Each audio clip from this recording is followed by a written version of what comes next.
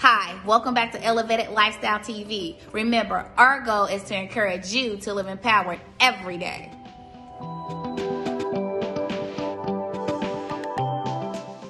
We have a special guest here with us today. He is a business and brand strategist. He moved to Australia for 2 years to build an international business team.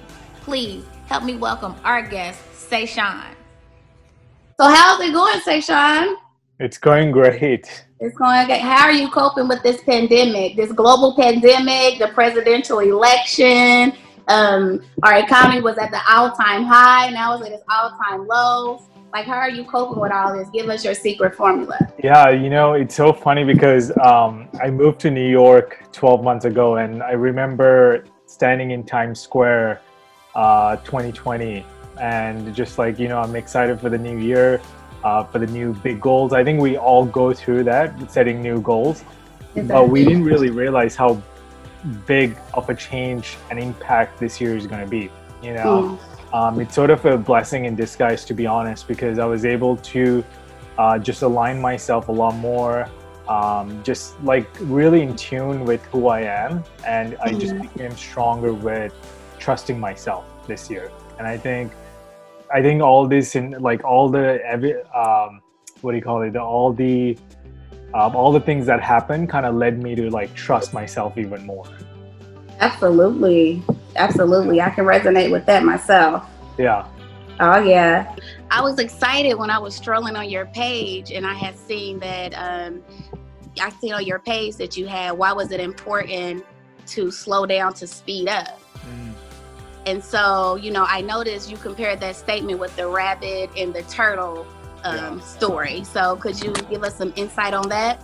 Yeah, absolutely. I think, so the biggest thing is, I think us growing up, we always been taught that you have to be the rabbit, right? You have to be the one that's chasing your goals, your dreams, which is absolutely okay. But I think we also forget to, we also forget that it helps to take a step back and slow down to speed up is something that I actually live by, because anytime you feel exhausted, you feel overwhelmed, you feel the frustrated, those negative emotions that's not who you are.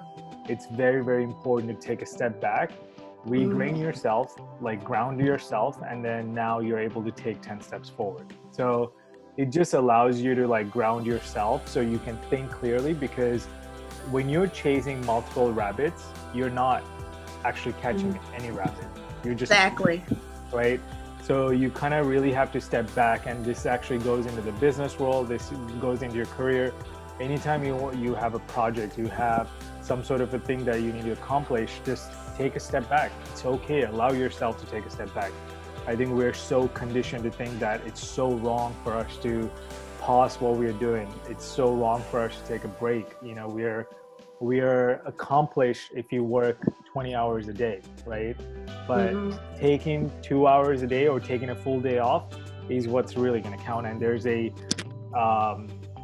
think there's a new conscious level that's emerging right now in the space of entrepreneurs and business builders, that they're really learning to take a step back to move forward. Wow. So you know what, that's crazy you said that, because myself, like if I'm not, well, I used to feel like if I wasn't like rushing and if I wasn't getting a lot of things accomplished, like I felt like I wasn't doing enough. You understand? But like you said, I was overwhelmed and I wasn't getting anything done, but I was still feeling the pressure. Yeah. So, I like that you said you actually take a step back and then you actually just stay laser focused on whatever you need to accomplish, instead of just being all over the place, feeling like you got to accomplish multiple things, Yeah. It's like when you achieve a goal, right? You end up achieving the goal and you ask yourself, was that it? Like if you ever have that feeling, that's because you've chased the rabbit, right? Yeah. You've never taken a step back. You've never slowed down, reflected yourself. You never looked at how proud you are.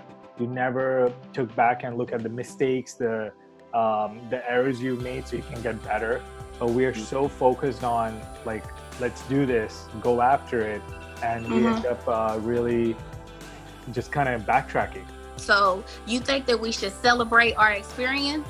Yes, every day. So that's what you're saying. I think a great question to ask every night before you go to sleep is, I call it the magic question. It's called, what am I proud of today? What did I do right? And what can I do better tomorrow? Wow. Yeah. I like that. That's a great way of looking at things. Yeah. It just helps you to like give yourself permission to celebrate. Like you did the work.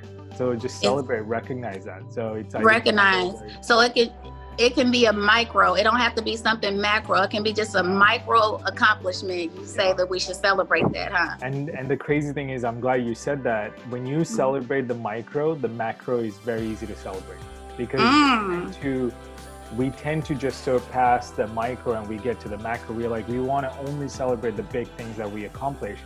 But guess what? You're not going to achieve the big things unless you learn how to celebrate the small things. Oh, wow. So yeah. I'm a huge believer in that. Okay, I agree. Now, that was definitely food for thought. You know, like I'm definitely going to put that in my playbook. And I really appreciate you sharing that with us. So, as you guys heard it, you heard it from the best, Seshan. I appreciate you coming on the show with us today and sharing your experience and sharing us your special techniques. And I can't wait to have you back here with us later. Great. That was valuable information. You heard it from Seshan. He says slow and steady wins the race. Comment below. Tell me what you think. Do you think slow and steady wins the race? Please, I want to hear your thoughts. I'm Lady Anwar. Until next time, family.